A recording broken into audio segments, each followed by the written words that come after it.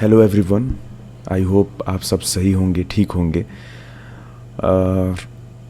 जैसा कि आपने थंबनेल देखा होगा और आप यहाँ पे आए हैं प्रीवियस ईयर क्वेश्चन के लिए, जो कि है फाइन आर्ट्स का।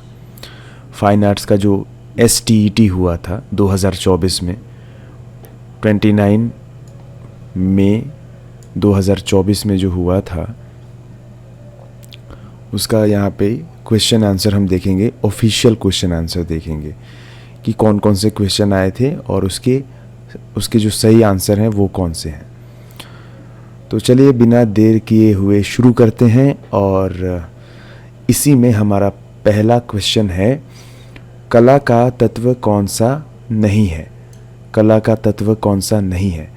तो इसका आंसर हो जाएगा, करेक्ट आंसर 4, पेपर और पेंसिल। ठीक है, पेपर और पेंसिल। नेक्स्ट क्वेश्चन, जल रंग से चित्रण करने हेतु कौन सा कागज उपयुक्त माना जाता है। जल रंग से चित्रण करने हेतु कौन सा कागज उपयुक्त माना जाता है। तो वॉट्समैन, आंसर जो है इसका दिया हुआ है वॉट्समैन। ठीक है, आप इसको नोट डाउन कर सकते हैं, ये बहुत ही हेल्पफुल होगा आने वाले एग्ज़ाम्स के लिए, आने वाले STET के लिए और भी एग्ज़ाम्स के लिए बहुत ही हेल्पफुल हो सकते हैं। तो आप इसको नोट डाउन कर लें तो ये बेहतर होगा। नेक्स्ट क्वेश्चन है, बोधिसत्व वज्रपाणि चित्रण किस शैली के अंतर्गत आता है।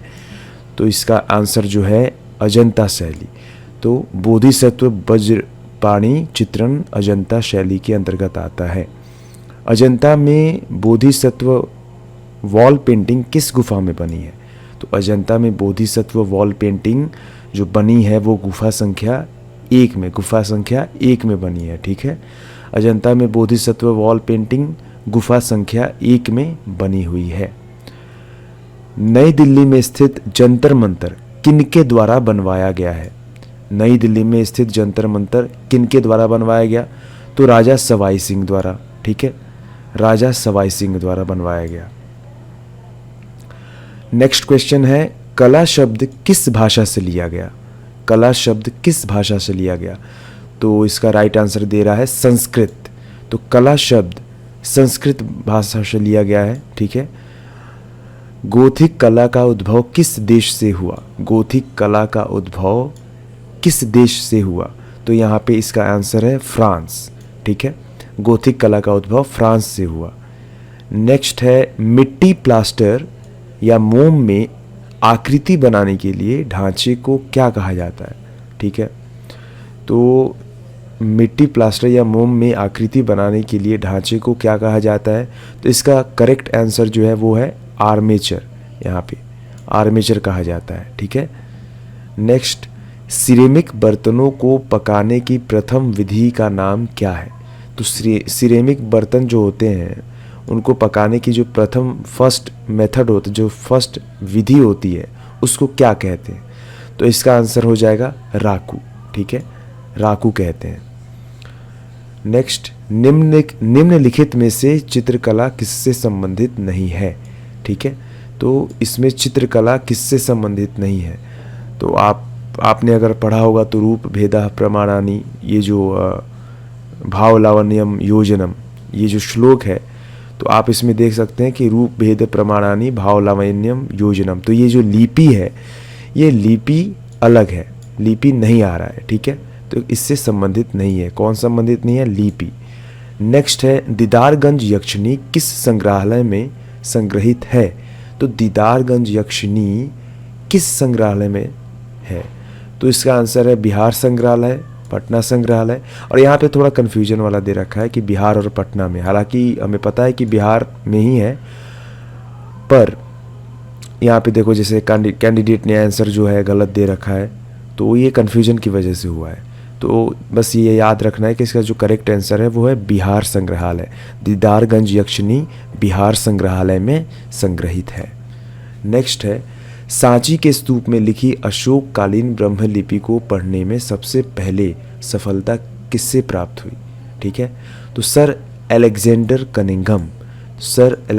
कनिंघम जो है, इनको सांची के स्तूप पे लिखी अशोककालीन ब्राह्मी लिपि जो थी उसको पढ़ने में सफलता प्राप्त हुई सर अलेक्जेंडर कनिंघम को। ठीक है, सॉरी, यहाँ पे करेक्ट आंसर होगा जेम्स प्रिंसेप। ओके, मैंने ये वाला एक्चुअली देख रखा था, तो जेम्स प्रिंसेप। आप देखें कि आप करेक्ट आंसर ही लिखे आप। ठीक है, ये ऑफिशियल रिलीज़ किया गया है। अब आते हैं सोपान क्या है। तो सोपान क्या है, तो करेक्ट आंसर है इसका सीढ़ी। सोपान क्या है, सीढ़ी है। ठीक है, दीदारगंज जंक्शनी किस वस्तु से बनी है, तो दीदारगंज जंक्शनी लाल बलुआ पत्थर से बनी है। ठीक है, नई दिल्ली में स्थित जंतर मंतर किसने बनवाया है, किसके द्वारा बनवाया गया, तो नई दिल्ली में स्थित जंतर मंतर राजा सवाई सिंह द्वारा बनवाया गया। सेरीग्राफ किस तकनीक का नाम है, किसका तकनीकी नाम है, तो सेरीग्राफ जो है सिल्क स्क्रीन प्रिंटिंग का तकनीकी नाम है। ठीक है, 1963 में निर्मित वर्लपुल किस छापा कलाकार की कृति है। 1963 में निर्मित वर्लपुल किस छापा कलाकार की कृति है, तो इसका आंसर हो जाएगा कृष्णा रेड्डी। ठीक है, एचिंग क्या है, एचिंग क्या है, तो एचिंग क्या है, तो एचिंग एक ग्राफिक तकनीक है। भारत में सबसे पहले प्रिंटिंग प्रेस की स्थापना कहाँ हुई, तो भारत में जो सबसे पहले प्रिंटिंग प्रेस की स्थापना वो कहाँ हुई, तो गोवा में हुई। ये करेक्ट आंसर है। निम्नलिखित कलाकारों में से कौन सा छापा कलाकार के रूप में विख्यात हैं, तो इन सब में से जो कृष्णा रेड्डी हैं वो छापा कलाकार के रूप में सबसे विख्यात हैं, कृष्णा रेड्डी। ठीक है, राष्ट्रीय ललित कला अकादमी नई दिल्ली की स्थापना कब हुई, तो राष्ट्रीय ललित कला अकादमी नई दिल्ली की स्थापना कब हुई, 1954 में हुई। बिंदु चित्रण पद्धति किसने आरंभ किया, बिंदु चित्रण पद्धति किसने आरंभ किया, तो बिंदु चित्रण पद्धति स्यूरत ने आरंभ किया, स्यूरत। ठीक है, बिंदु चित्रण पद्धति स्यूरत ने आरंभ किया। मूर्तिकला की मुख्य तकनीकें कौन सी हैं, तो मूर्तिकला की मुख्य तकनीकें कौन सी हैं, तो इसमें ए और बी यानी कि आपका नक्काशी एवं संयोजन, मॉडलिंग एवं कास्टिंग। मूर्तिकला की मुख्य तकनीकें कौन सी हैं, तो नक्काशी एवं संयोजन, मॉडलिंग और कास्टिंग, ये दोनों हैं। ठीक है, अब आते हैं 1 इंच में रहता है, 1 इंच में कितना रहता है, पॉइंट्स कितने रहते हैं, यहाँ पॉइंट्स की बात कर रहे हैं, तो 1 इंच में 72 पॉइंट रहते हैं, 72। किस कंपनी का लोगो क्या है, किसी कंपनी का लोगो क्या है, तो किसी कंपनी का लोगो उसकी कॉरपोरेट की पहचान है। ठीक है, उसके कॉरपोरेट की पहचान, लोगों से देखते हैं जो लोगो होता है ब्रांड का, वो ब्रांड का पहचान होता है। संगणक के संदर्भ में जेपेग फाइल डैश में होता है, क्या होता है, तो जेपेग फाइल क्या होता है, तो एक ग्राफिक होता है, जेपेग फाइल ग्राफिक होता है।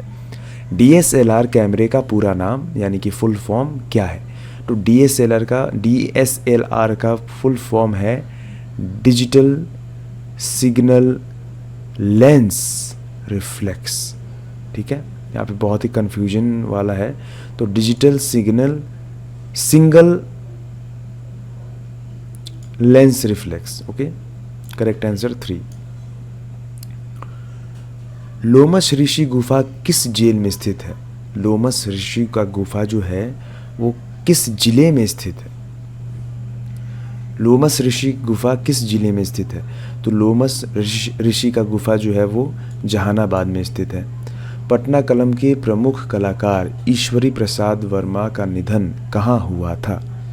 ठीक है, तो पटना कलम तो पटना से ही ये ताल्लुक़ रखता है, तो आप हिंट देख सकते हैं कि महेंद्रू पटना में हुआ था। ठीक है, इनका निधन जो हुआ था वो महेंद्रू पटना में हुआ था। अवनींद्र नाथ टैगोर ने भारत माता चित्र किस वर्ष चित्रित किया था, तो अवनींद्र नाथ टैगोर ने भारत माता का जो चित्र था वो 1905 में चित्रित किया था। ठीक है, 1905 में चित्रित किया था। प्रसिद्ध मूर्तिकार देवी प्रसाद राय चौधरी डीपी राय चौधरी द्वारा निर्मित कृति शहीद स्मारक पटना में सचिवालय भवन के सामने किस वर्ष स्थापित किया गया? ठीक है, तो ये 15 अगस्त 1947 को स्थापित की गई थी। ठीक है, प्रसिद्ध मूर्तिकार देवी प्रसाद राय चौधरी द्वारा निर्मित कृति शहीद स्मारक पटना में सचिवालय भवन के सामने 1947 15 अगस्त 1947 को स्थापित की गई थी। बौद्ध ग्रंथ ललित विस्तार में कितने कलाओं के नाम बताए गए हैं? बौद्ध ग्रंथ ललित विस्तार में कितने कलाओं के नाम बताए गए हैं? तो 86, कुल 86 कलाओं के नाम बताए गए हैं। ठीक है, बौद्ध ग्रंथ ललित विस्तार में कितने कलाओं के नाम बताए गए हैं? तो 86। विज्ञापन कला का जनक किसे कहा जाता है? विज्ञापन कला का जनक किसे कहा जाता है? तो ये आंसर हो जाएगा डेविड ओगिलवी। ठीक है, ओगिलवी, डेविड ओगिलवी को विज्ञापन कला का जनक कहा जाता है। कौन सी कलात्मक शैली आमतौर पर पिकासो से जुड़ी है? कौन सी कलात्मक शैली आमतौर पर पिकासो से जुड़ी है भाई?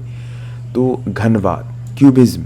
ठीक है, तो जो घनवाद है वो पिकासो से जुड़ी है। वो जो कलात्मक शैली है घनवाद, वो पिकासो से जुड़ी हुई है।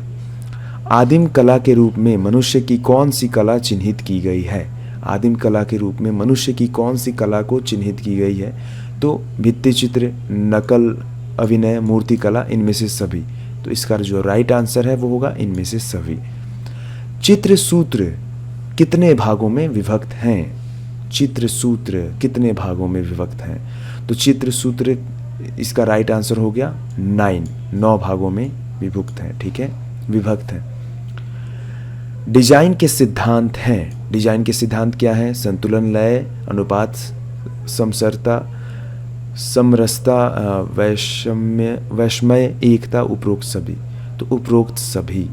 तो डिज़ाइन के जो सिद्धांत है वो अनुपात भी होना चाहिए, संतुलन और लय भी होना चाहिए, वैषम्य और एकता भी होना चाहिए। तो इसलिए सभी जो है डिज़ाइन के प्रिंसिपल्स हैं। ठीक है, ओके। अगस्टे रोडिन की प्रख्यात कृति इनमें से कौन है? ठीक है, तो ऑगस्टे रोडिन की प्रख्यात कृति जो है वो है द थिंकर। ठीक है, कौन कलाकार भूदृश्य चित्रण के लिए जाना जाता है? कौन सा कलाकार भूदृश्य चित्रण के लिए जाना जाता है? तो इसका राइट आंसर होगा जॉन कॉन्स्टेबल और क्लाउड लॉरेन दोनों। ठीक है, प्रिंस ऑफ वेल्स संग्रहालय कहाँ है? प्रिंस ऑफ वेल्स, तो ये देखिए नाम जो है प्रिंस ऑफ वेल्स, ये थोड़ा राजा और इस टाइप से है। तो मुंबई, बेंगलुरु तो होगा नहीं, स्पेन और लंदन